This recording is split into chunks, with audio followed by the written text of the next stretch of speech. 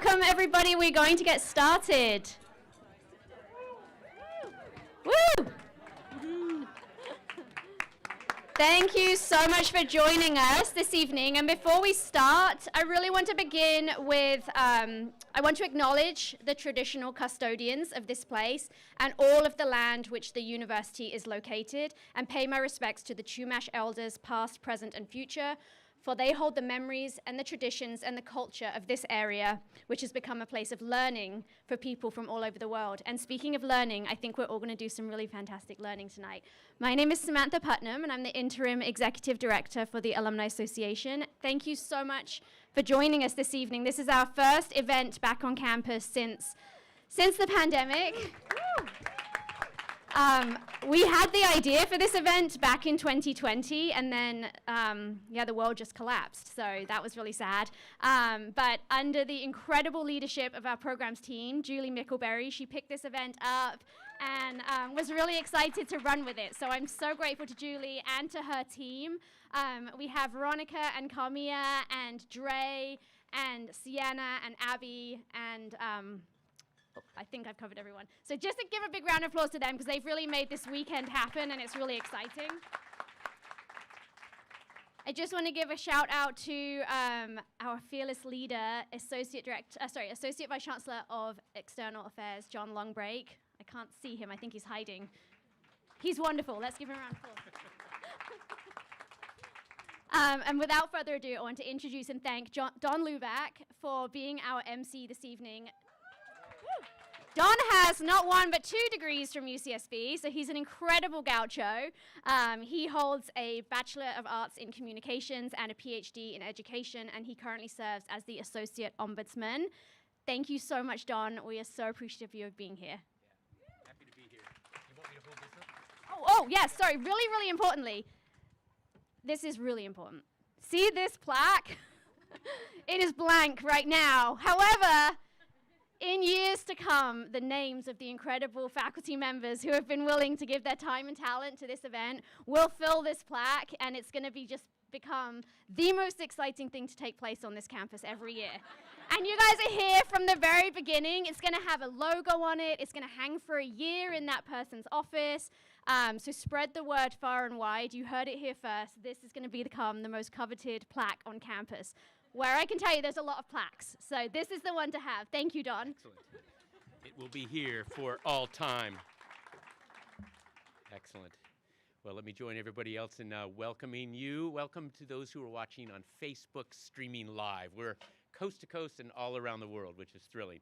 So welcome to the inaugural Prof Slam. This particular event was inspired by the Graduate Division's wildly popular Grad Slam. All right.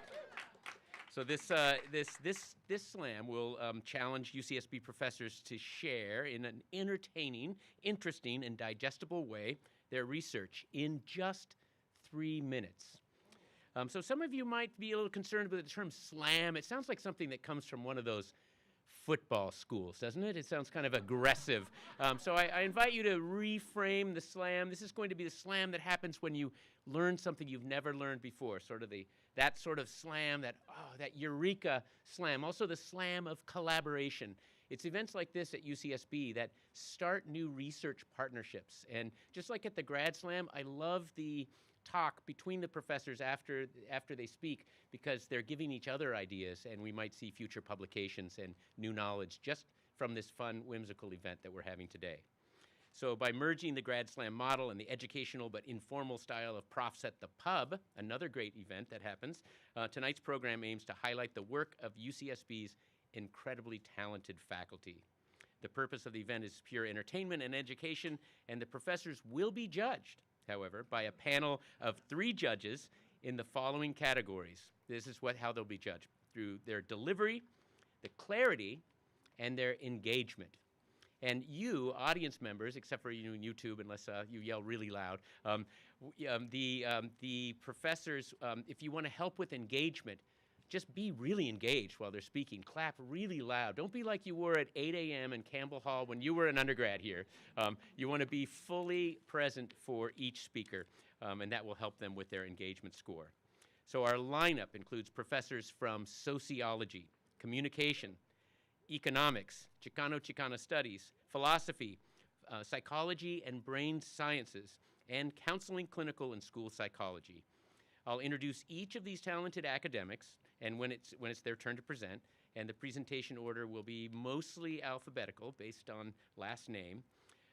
So paying very close attention to these talks will be our judges, which they include alumnus Walter Bogan. Would you wave, Walter? Class of 94. And Walter's with the UCSB Graduate Division's Admissions Outreach and Diversity Initiatives. He's the director, and he's also a Grad Slam expert. I was at the very first Grad Slam with Walter. Also, UCSB alumna and former 2nd District Supervisor Janet Wolf is a judge as well. Okay.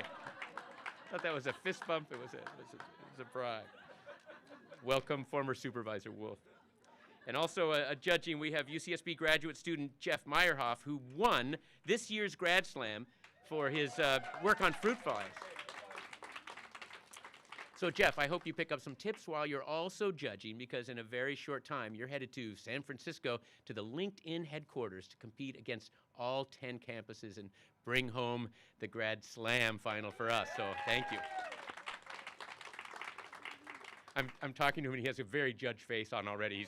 He's not smiling. He's like, Don, I'm judging right now. So before I call up the first professor, I just wanted to point out how special it is that these professors gave their time tonight. If you know anything about academics and you know about personality, they clock high on the introversion scale. So rather than being out on this raucous balcony with all of us on a Friday night, they would typically be with a very small group of their very best friends. And by very best friends, I mean their books and sometimes scientific equipment. But they've torn themselves away to extend themselves for us tonight to delight us and help with ignite our own intellectual passions. So without further ado, let's get started with the first ever Prof Slam. And I'm going to call up here Dr. Waleed A. Afifi. He's the president-elect of the National Communication Association and a fellow of the International Communication Association at UCSB. Waleed has received the Senate Distinguished Teaching Award in 2021 and a Getman Service to Student Award in 2020. In 2012, he presented at the first UCSB TEDx event. I was there. That was so exciting. And he's also a leading expert in uncertainty and its impacts. I have a dear friend who knows the Afifi family well and says that they are the best possible neighbors as well. So with that, I'd like to welcome... We won't talk about the various other things that happen neighborhood. Okay, all right, very good. So I'm going to hand you this microphone. Waleed Afifi. Thanks, Don. I really appreciate it. All right, well, this is going to kind of be heavy, but we'll start us off heavy, and the rest of them, I think, will hopefully be a lot less so. All right, so let me know when I'm ready to go, and I'll get going. All right, awesome. Okay. August 21st, 1982, 8:32 p.m., Beirut, Lebanon, in the middle of a 15-year civil war. I'm 13. I'm lying down on the couch with my dad, watching television in our 5th-floor apartment, when suddenly 150 pounds of explosives detonate on the 2nd floor.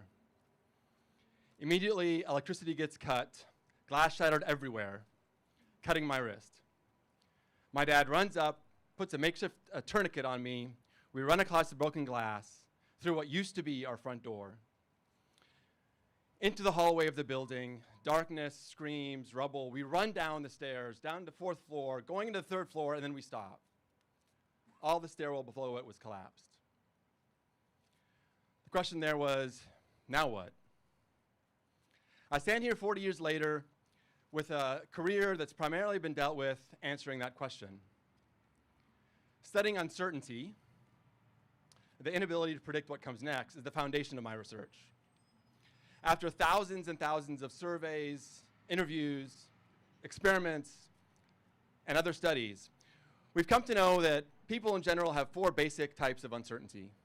Uncertainty about finances, uncertainty about health, uncertainty about close relationships that we have, and of course, uncertainty about safety. And these happen individually, but often together, and their impacts are severe.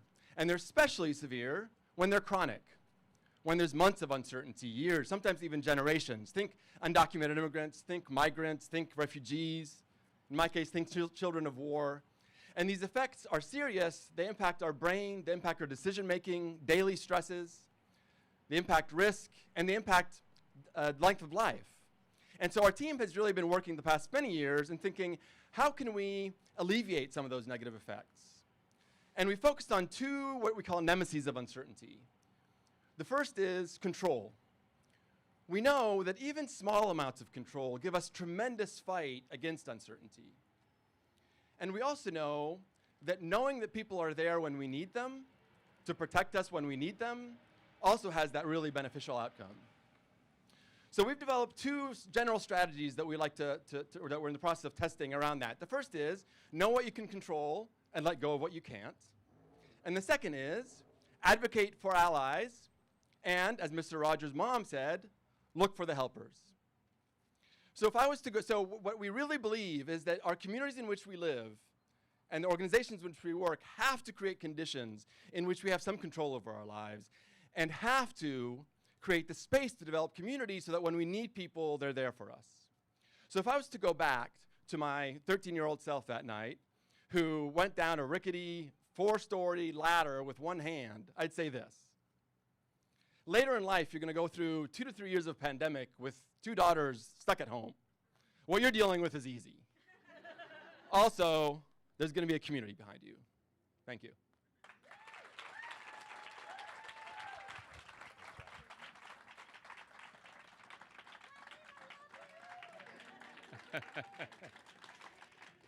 This is the kind of applause that we need. This is better than clapping for a football team, in my view.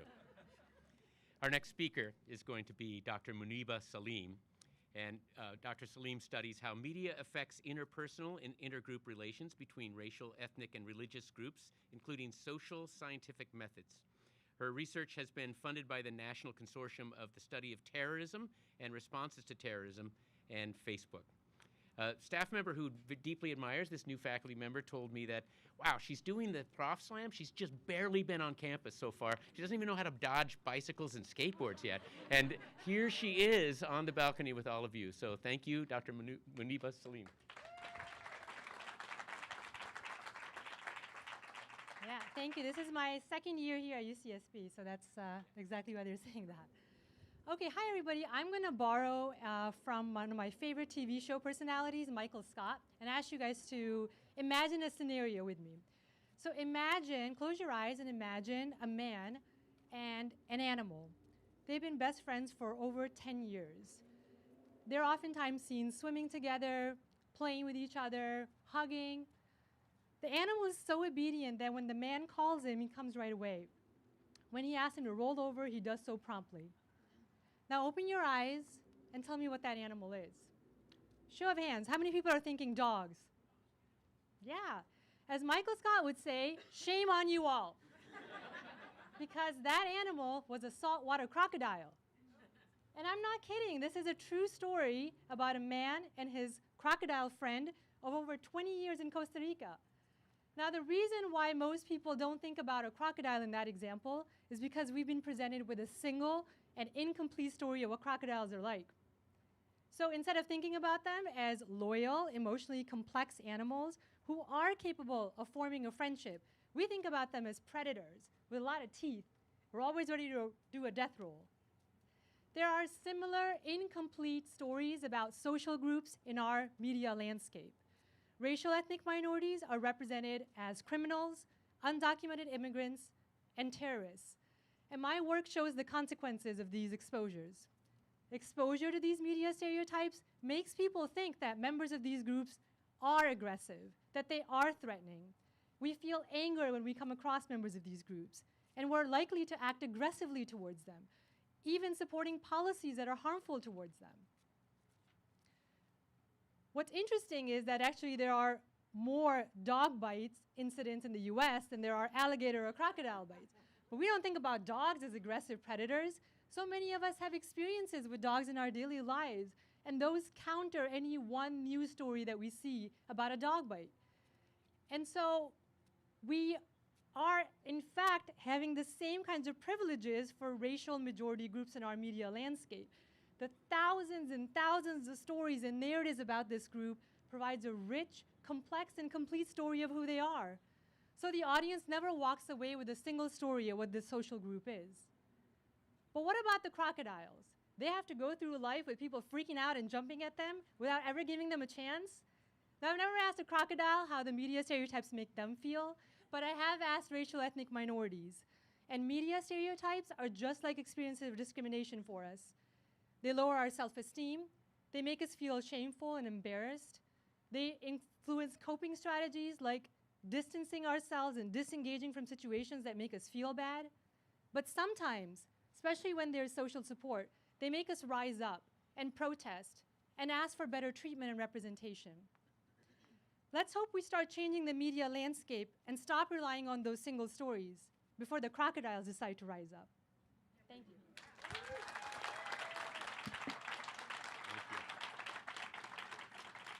Excellent. That was sort of a little polite mic drop you did right there. It's excellent. All right. Our next speaker is going to be Dr. Nora Dunbar, a professor of communication and a fellow of the International Communication Association. She studies interpersonal credibility and trust, including deception detection through both verbal and nonverbal cues. She's an associate editor of Frontiers in Psychology, as well as a consultant for Discern Science International, a company that develops technology-based solutions to detect deception. So I'm going to be very honest. I think that you're going to greatly enjoy this talk. So, Dr. Dunbar. And you can stand on the stage if you like. Yeah? Okay. Ooh, right into the sun. Okay, ready? I study deception. How do you tell when people are lying? When people ask me what I do, and I tell them that, their first reaction is usually to say, boy, do I feel sorry for your husband. After that, they usually bring up something that they've seen on TV, like, is it true that liars look up to the left and truth tellers look up to the right? And I say, nope, that is not true. Is it true that the truth is written all over your face, that you can easily detect deception? And I say, nope, that is not true either. Yeah, but if you know somebody, then you can tell when they're lying, right? Nope, also not true. There's a lot of myths that are perpetuated in the media. And so what I try and do in my research is bust those myths and teach people better science-based ways to detect deception. One problem that people have is that they are looking for one or two quick tips that will turn them into a human polygraph. They're looking for Pinocchio's nose, and it doesn't exist. There are no cues that will detect deception for everyone. So instead, what I tell people is look holistically. Look at the person and their entire body, and also listen to what they're saying as well as watching their nonverbal behavior. I tell people there are 3 things that you can do to watch for to detect deception: uncertainty, tension, and cognitive load. Uncertainty happens because when we're talking about something that we haven't actually experienced, we don't have memories to draw from. So we're making it up, and we're using the creative part of our brain, and that means we use more ambivalence, more uncertainty, more vague language. We might use fewer first-person pronouns because we aren't embracing and taking ownership of the story. Tension is the second one. It's the opposite of being relaxed. And we also know that people are tense when they're telling the truth and they aren't being believed. But when liars are tense, it's because they're being extra vigilant. They're watching you to make sure you're believing them. They're paying attention to you even more than they normally would. And so it comes across in a lot of things like in their voice, their pitch might go up. They might have a more strident voice, and they might have less smiling, less gesturing. They look less natural. The third one is cognitive load. And deceivers have cognitive load because they're thinking about a lot of stuff. They're trying to keep track of their lies, make sure they don't contradict themselves. They're watching you and monitoring you for what you're doing. And a lot of times that comes out verbally. Shorter answers, longer pauses, and more repetitive answers. So humans are not very good at detecting deception. We're usually only right about 50% of the time. We can flip a coin and be right that often. But if you look for tension, uncertainty, and cognitive load, then you can do better than 50-50, and you can try and detect deception more accurately using science and not just guessing. Thanks. Thank you. All right, wonderful. Our next speaker is going to be Dr. Tanya Israel. She's a professor in UCSB's Department of Counseling, Clinical, and School Psychology, and an award-winning author of Beyond Your Bubble, How to Connect Across the Political Divide. Skills and Strategies for Conversations That Work. That's quite a title. She's shared her expertise on dialogue across political difference through various media outlets and has received honors for her research and advocacy from Congress and other educational establishments. As director of UCSB's Project RISE, Dr. Israel leads a research team that develops and studies interventions to support the psychological health of LGBTQ individuals and communities. She also writes and performs songs, I happen to know, for her dear friends at events. I had to add that. So let's welcome Dr. Tanya Israel. Sure.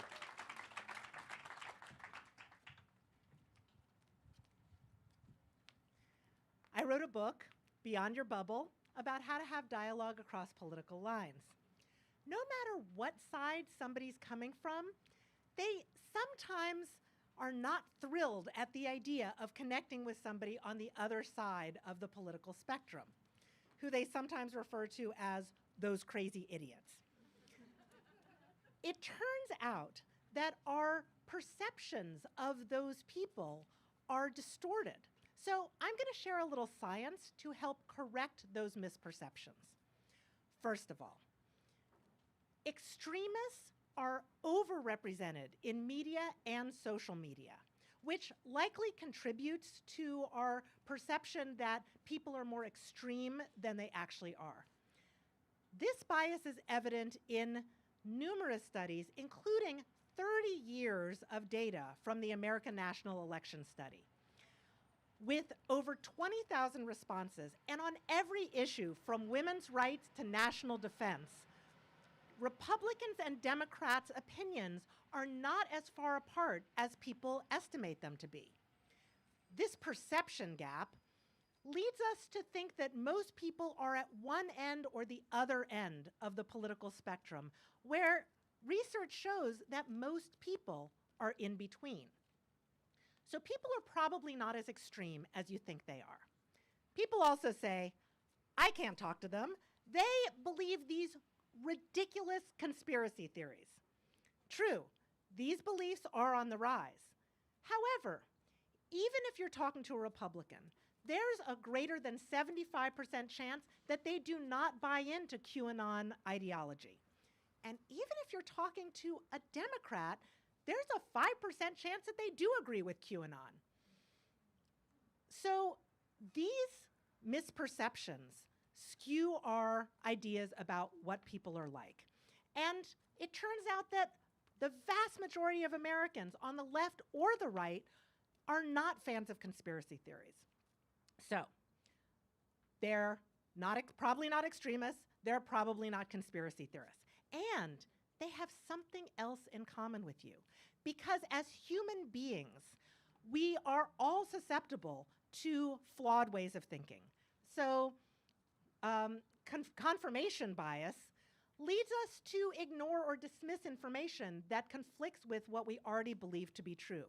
We also tend to think that our own views are guided by rational, pragmatic concerns and benevolence, whereas we think that people who disagree with us are influenced by political ideology, emotion, and even hatred. So our understanding of other people is skewed by these misperceptions. And when we correct these misperceptions, what is evident is that what we didn't know about people on the other side of the political divide is that they're not so different from us. Thank you. Excellent. Well, our next professor participating in the slam is Dr. Emily Jacobs, an associate professor in the Department of Psychological and Brain Sciences. She's been named a Robert Wood Johnson Foundation Health and Society Scholar, as well as a National Institutes of Health Women's Health Fellow, and she's a strong proponent of advancing women's health. Her lab regularly partners with K through 12 groups to advocate for girls' representation in STEM and work that has been featured in a book called STEMinists, the life work of 12 women scientists and engineers. So I'm excited to hear from the very first STEMinist I've met. So let's have Dr. Emily Jacobs come up. Am I allowed to use an external hard drive? Okay, so I want to begin by asking you to close your eyes and imagine the human brain.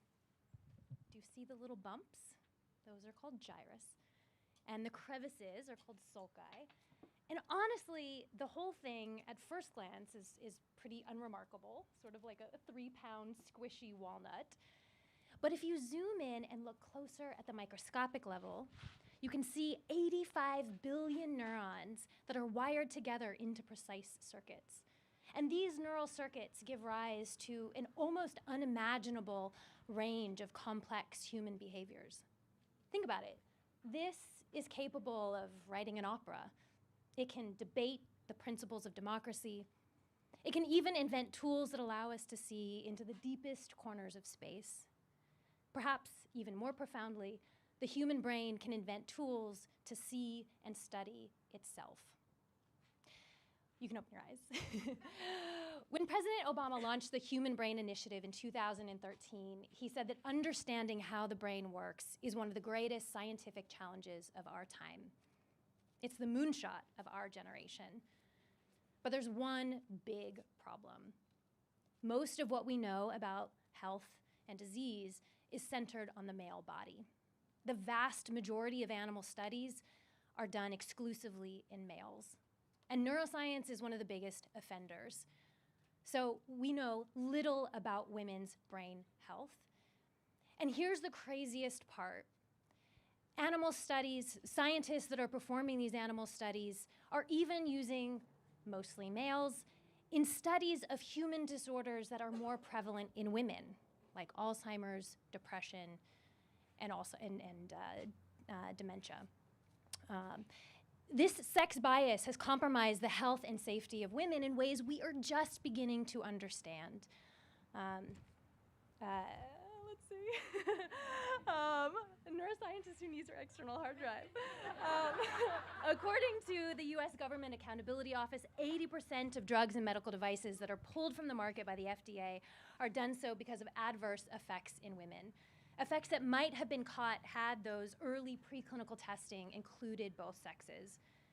So for the past half century, neuroscience has overlooked aspects of the human condition, like menopause, the menstrual cycle, and pregnancy, that are relevant to half of the world's population. Right? Women are 51% of the population, but we're not yet seen as the norm. As the journal Nature Neuroscience wrote last year, correcting this imbalance will require a global shift in science culture. Science has to represent society, especially since the bulk of academic research funding comes from you, from taxpayer dollars. So my lab here at UCSB is shining a big floodlight on women's brain health to ensure that men and women receive the benefits of our research efforts. And I hope if we can do that, then maybe our moonshot will be in reach. Thank you. Thank you. Wonderful. It's hard for me being the MC because I want to be taking notes on all these talks. They're so great. Well, our next speaker is another pandemic hire, just like Dr. Salim. Dr. Eleanor Mason is a professor of philosophy at UCSB. She works on ethics, feminism, and moral responsibility. Before coming to UCSB in 2020, she taught at various institutions, including the Edinburgh University in Scotland, where it was very, very cold and windy. I've already heard some feedback about Dr. Mason from one of her undergrads. They wrote somewhere that she is a philosopher who actually understood philosophy. I thought that was an interesting comment. And the person went on to say, I had a great time in the class, one of the best professors I've had. So Dr. Eleanor Mason, come on up. Thanks very much. And thank you to that student. I really like that. So I'm not going to present my results because, well, I'm a philosopher. We don't really have results. I'm going to tell you the problem I'm working on and hopefully convince you that it's an interesting problem. So it's the problem of false consciousness. So I think we've got a good intuitive grasp on this. Here's the really obvious case. Someone's in a cult. and they think that they've got to do what the cult leader says and give all their money to the cult. And we're like, no, no, this is not the authentic you. These are not your choices. We've got to deprogram you. We've got to get you back to kind of our way of thinking about it. And they resist, but that's the nature of false consciousness. Here's another example. You're in 19th century Britain. You work in a factory. Your life is absolutely grim. The aristocracy are swanning around, having a great time. You think, well, that's it. That's the natural order of things. You know, I must doff my cap. That's false consciousness. And that example gives us the tools to see that this can be a really useful and helpful concept for thinking about oppression. So the factory worker thinks that it's the natural order because that's what the system wants them to think. Like, not literally, but the system is organized so that they accept the oppression. Okay, so far so good. That's all very vague. I'm a philosopher. I want to make it more precise. So I'm not going to do that for you today, but I'm going to tell you the two things that make it difficult to do that. So this is what I'm working on right now. So the first problem, understanding this stuff, is it's a kind of who's to say problem. So, you know, all of our beliefs and choices come from the social conditions that we're in, and some of them are distorting, and some of them are not. But how do we know which ones are distorting? So take the issue of mask wearing and vaccination. Some people in our society think that that's absolutely medically necessary, it's what we should do. And other people think it's some kind of hoax or form of social control. And each side thinks the other side is in the grip of false consciousness, even if they wouldn't put it like that. That's what they think, right? They're like, you guys think that because you're in the grip of a distorting social influence. So we need some kind of calm, sensible account of what counts as distorting. What is a problematic social condition? What way of gaining these opinions and so on is problematic? Not an easy thing to solve, clearly. Second problem might be even more difficult, which is that when I'm doing this, what I want to do is say something useful and interesting about oppression. So it seems like kind of a bad start to say to somebody who's oppressed, hey, you know, the stuff you think, you don't really think it. It's not really the authentic you. We've got to start by deprogramming you. That's not a helpful way into this problem. So obviously saying it just sounds patronizing, but even worse would be if this way of thinking ended up licensing interventions. You know, think about women saying to women, no, you don't know what you're talking about. We're not going to let you do this. You know, no more labiaplasty. So labiaplasty, probably not a great thing. However, banning it, I don't know if I want to be that person. All right, thank you.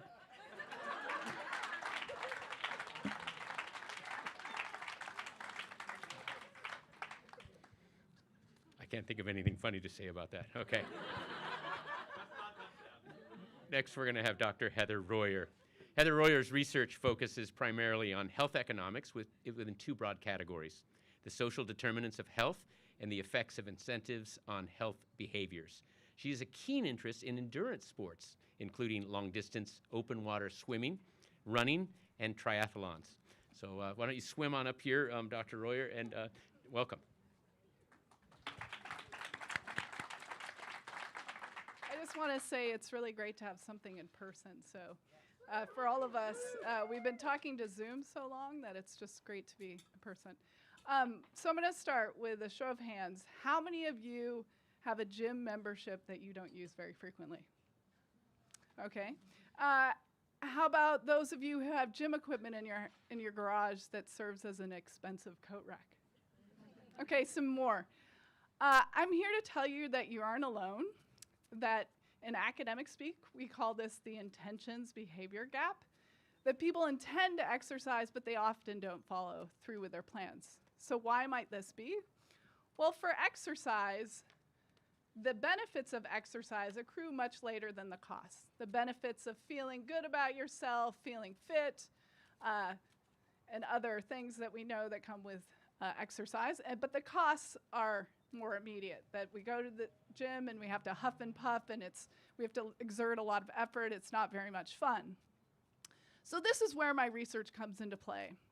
So I'm interested in using financial incentives to change this cost-benefit calculation.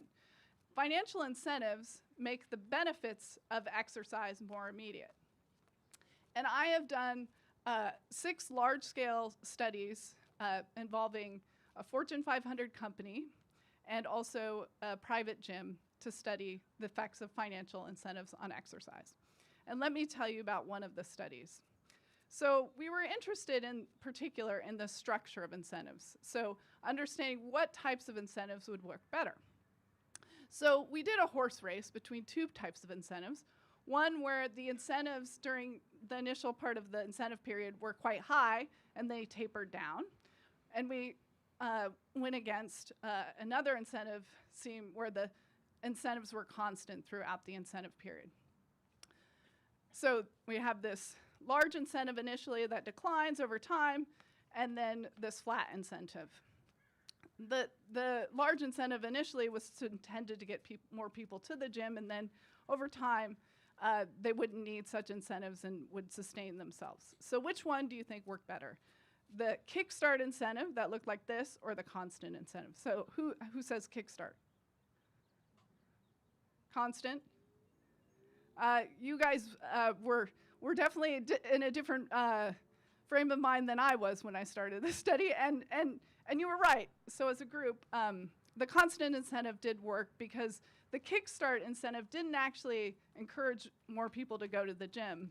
And so this highlights one of the things that I think that's important about research is we have very strong theories about what might work, but it's important to go into the field and actually test them. And because in exercise, there's never a silver bullet, I'll be doing this research for a long, long time. Thank you. Wonderful. Well, Dr. Catherine Taylor is going to be bringing it on home for us. Catherine Taylor is an associate professor of sociology. Prior to joining the faculty at UC Santa Barbara, she was an assistant professor of sociology at Indiana University in Bloomington, with a joint appointment in the Department of Gender Studies. She earned her PhD from Cornell University and did postdoctoral research at Columbia University. Professor Taylor's main research and teaching areas are gender, work, and health. That's all. I have it on good authority that she also has an adorable 7-year-old son who hopefully is watching out there on YouTube. Check out your mom. Dr. Taylor, come on up. That is a great intro because I'm talking about motherhood today. So I'm talking about a concept called the specter of motherhood that I have done some research on. I interviewed graduate students in sciences, technology, engineering about many of their experiences, but we, in this project, learned about something that we call the specter of motherhood, which is the idea that being a mother is, the idea that being a mother is something to be feared or concerned about as a young woman going into a male-dominated or elite kind of profession, right? So we know from previous research that mothers are discriminated against in the workplace, unfortunately, even though actually research does show that mothers are just as productive and committed as their childless colleagues and as fathers who are workers. So what our research showed is that these young women had this experience of being taught by their supervisors and colleagues to sort of fear and be concerned about motherhood. So, for example, one young woman said, one of my professors said that having children is sort of narcissistic and she's above that. She would never do that. Young women were told, you can't have a career in science and a family, you just have to pick one. And these stories were not rare, actually. There's a kind of a whole culture of that in the sciences. And the other thing that we heard a lot was young women saying they themselves would go to extreme lengths to hide their ideas about motherhood. So like they would say, for example, strategically, I don't want to be a mom, or young woman was hiding a medically dangerous pregnancy. So there's a lot of that kind of thing going on. So that's the specter of motherhood, the fear of motherhood that is instilled in young women, right? And I think a lot of people have an intuitive sense that this is going on. So what I want to say, though, is that there's actually more to this story. So there's kind of a secret that people don't talk about, but social scientists who study work and gender, actually, the data is very clear on this. So it's actually the case that more male-dominated and elite careers, in a lot of ways, are actually better for mothers, right? So the very things that make these careers attractive, like good pay, good access to good benefits, more flexible work schedules in many cases, access to childcare, access to childcare benefits, healthcare benefits, things like that. These are all things that actually make it easier to be a mother in these jobs. And actually, it's the case that more female-dominated professions like nurses and teachers, for example, actually are not, oftentimes don't have the higher pay, the flexibility, these kinds of benefits. So the secret is that actually these kinds of jobs, oftentimes these elite or male-dominated jobs, are actually, in many ways, are better for mothers. And I'll say, like, for example, for myself, as a mom of a 7-year-old, which somebody set me up for this already, that I'm a tenured professor at UCSB now, and every other day I go pick my son up from school and spend the afternoon with him in the park. I can do that. I have that flexibility because I'm in this kind of job. Now, I don't think you should tell my dean that's what I'm doing with my afternoons, although I probably just told him myself. But so there is, oh, sorry, I'm done. I'm being cut off. Okay, but so what I wanted to say here is I hope I've maybe convinced you a little bit to sort of push back against that narrative that these elite jobs are not good places for mothers, because actually it's the fact that the women don't go into these jobs because of this fear of the specter of motherhood, that we don't actually see women succeeding, and then just perpetuates the problem more. So thank you for your time.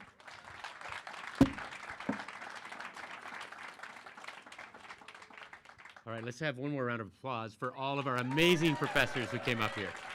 Phenomenal. And professors, I want to give you the first right to go and refresh your drinks and stuff before the rest of us storm this again, so feel free to start doing that. But we are going to take a short break for the judges who are going to tabulate for the fabulous prizes. But I did want to say something as a graduate twice from this institution, is your teaching, we know about your research impact, we just heard about it, but your teaching impact is lasting. My dear friends who I met in the Reagan administration when I was an undergrad here, when we get together, we talk about our professors that we had when we were undergraduates. We joke about our classes in Campbell Hall. We talk about taking a class from the Baldwins, who I believe are still teaching the class in Campbell Hall, which is amazing, the human sexuality course. We joke about our classics courses. It's part of our lasting friendships have to do with the long-term impact that you all have on us. So thank you for just the impact that you have that goes on and on over the decades. So let's take, yeah, thank you. So let's eat, drink, and be merry. Sorry, YouTube out there. There's no hors d'oeuvres for you, but for the rest of us, let's hang out, and then we'll call you back together for the assignment of the winners.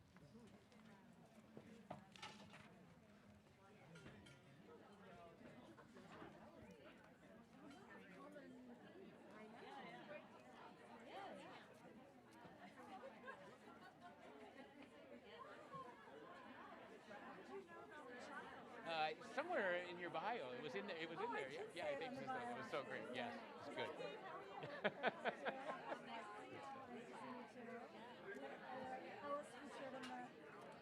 funny, I was trying to think, I was like, I think almost all these speakers were mothers. Oh, interesting. Another thing where service. All the dudes are like, eh. I know, I actually, like two of my colleagues invited me and said no. Yeah, I don't know how did they put out like a D-list email where you all recruited? No, they recruit us in Okay, yeah. Yeah, it doesn't work. Yeah, they reached out one at a time. Right, okay. So they had a lineup. Your representation is quite strong. I know, Oh my God, yeah. We didn't even know that three of us had said yes. And So we were great. like, That's wait, three of us are doing this? grad myself. It means very cool. Awesome job, you two. Yeah. Fantastic. It was so great. Means a lot coming from this one. Yeah. Thank you. A little tongue twisted there. Fucking people are very forgiving. Oh. Where? I didn't even hear that. There was just sometimes I was just like, too many awards. Okay, it's good to see Tammy too. That was fun. I was definitely nervous at the beginning, for sure. I like Good when exercise. we put you up first. It's all Mary, you know. You're like, bomb, almost killed. I'm Wally.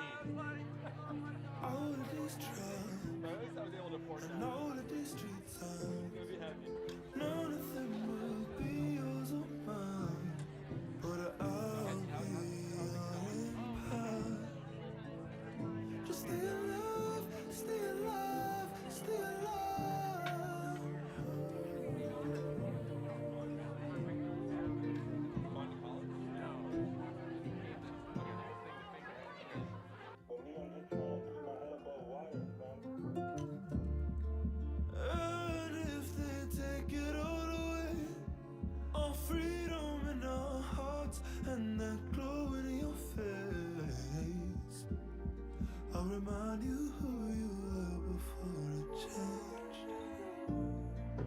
all of these tribes and all of these street signs.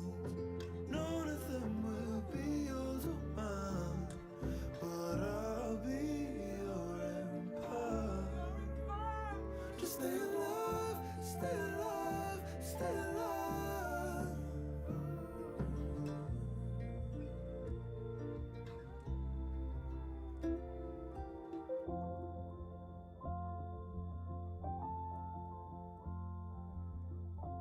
For me, I'm just trying to keep my head above water, Slam.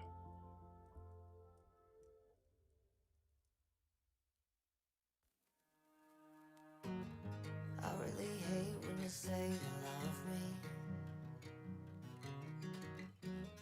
Those spoken words are wet concrete. And in your arms I feel so lucky. Weightless when you lie on me. But darling, if I could, I would fall for someone good, someone good for me. But we're suckers for the thrill, playing fuck, marry and kill, honey, all three.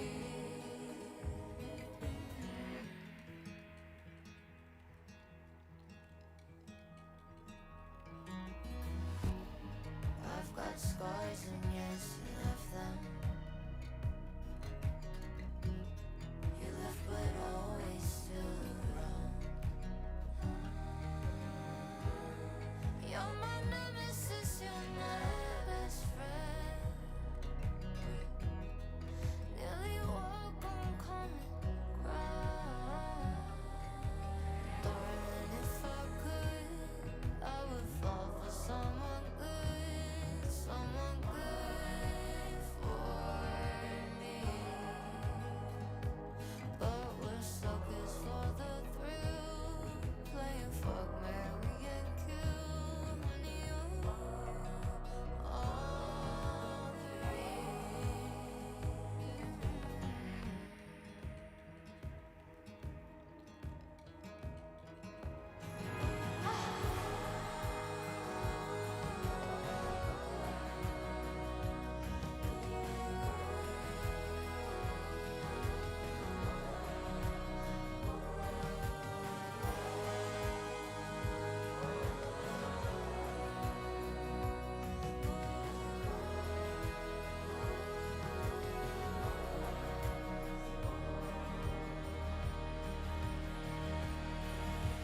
Darling, if I could, I'd fall for someone good, someone good for me.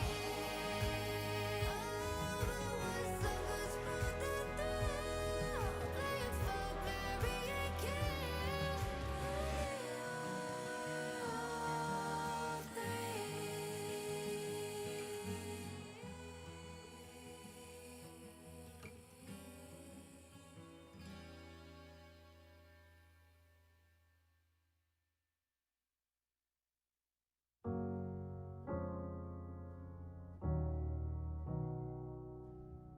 I hear a lot about sinners. Don't think that I'll be a saint, but I might go down to the river. 'Cause the way that the sky opens up when we touch it, it's making me say that the way you hold me, hold me, hold me, hold me, hold me, feels so holy, holy, holy, holy, holy. Oh God, running to the altar like a track star. Can't wait another second. 'Cause the way you hold me, hold me, hold me, hold me, hold me, feels so holy. I don't do well with the drama,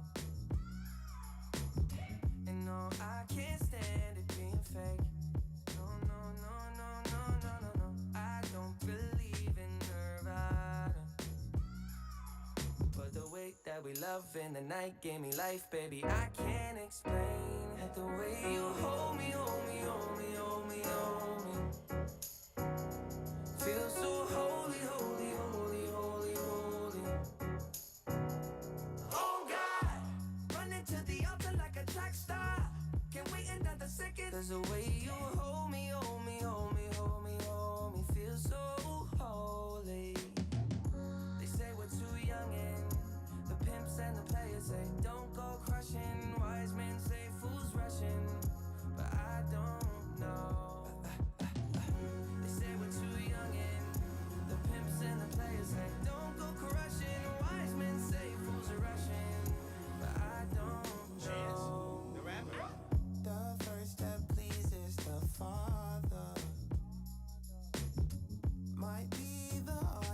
Are about to announce the winners.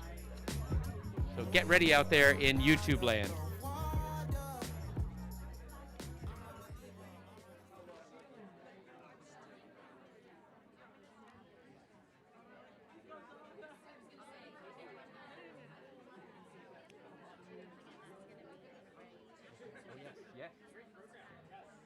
Okay, we are going to announce who is going to be engraved on this plaque forever. And I see that there's some wonderful, there's a tray of prizes for all speakers. So here we go. So I'm going to first announce the runner-up for the championship, and that is Professor Nora Dunbar. Is that? Oh my gosh. Okay, so hang on, just back up. Roll back. I'm going to announce the runners-up for the win. God, good thing this is not, that happened on the Academy Awards once, I think. Okay, so the runners-up are Waleed Afifi and Tanya Israel.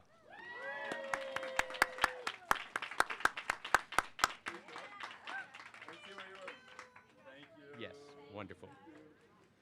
And I'm just a guess of who won this great competition tonight. Professor Nora Dunbar.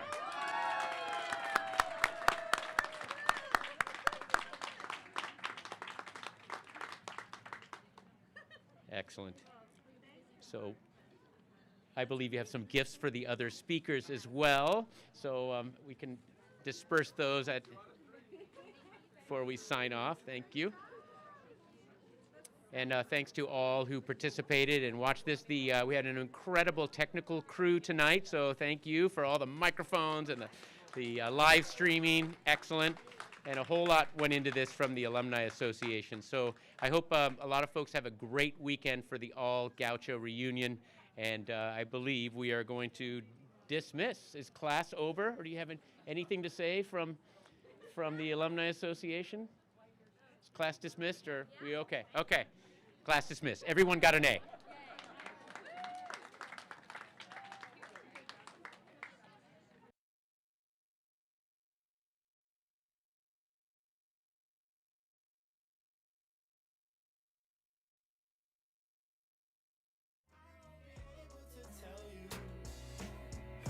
Sick and tired of letting everybody in, and I'm swimming in doubt to figure it out. Yeah, I'm missing you, but I won't tell you 'cause it